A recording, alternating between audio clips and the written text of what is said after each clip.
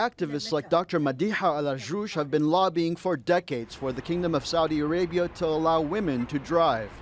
أنا مستعدة. بنتي مستعدة. I'm ready, my daughter is ready, and also society is ready. How much longer can we live in an oppressive society that prevents us from our full rights? By next summer, Dr. Madiha will be allowed to drive without risking arrest, fines, and punishment. The new policy will allow women to obtain a driver's license without having to ask permission of a husband, fathers, or a male guardian. The kingdom's representative to the United Nations talked about the policy during a meeting at the UN. This is a historic day for Saudi society, for men and women, and we can now say at last. Saudi Arabia is hoping the policy will help the economy and increase the role of women in the workforce. As part of the economic reform agenda and the efforts to streamline the amount of money that the state spends on its citizens with diminished oil revenue, the idea of including more women into the labor force would definitely help. And so driving is one mechanism to increase women's economic participation. Other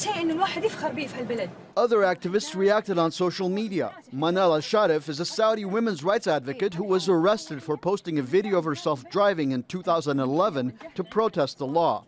In a tweet celebrating the decree, she used the hashtags Women to Drive and Daring to Drive. She also said the fight for equality in Saudi Arabia is far from over. Yeah, I grew up in ultra-conservative society. The United States also welcomed the move by the kingdom. Well, then we're happy. We're happy. We're certainly happy to hear that. If Saudi women are now able to drive, certainly here in the United States, we would certainly welcome that.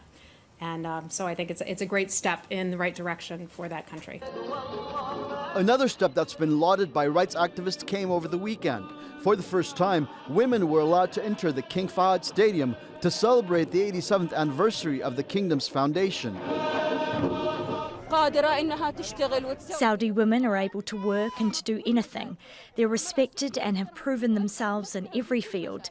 They're not so weak as to be contained to one place.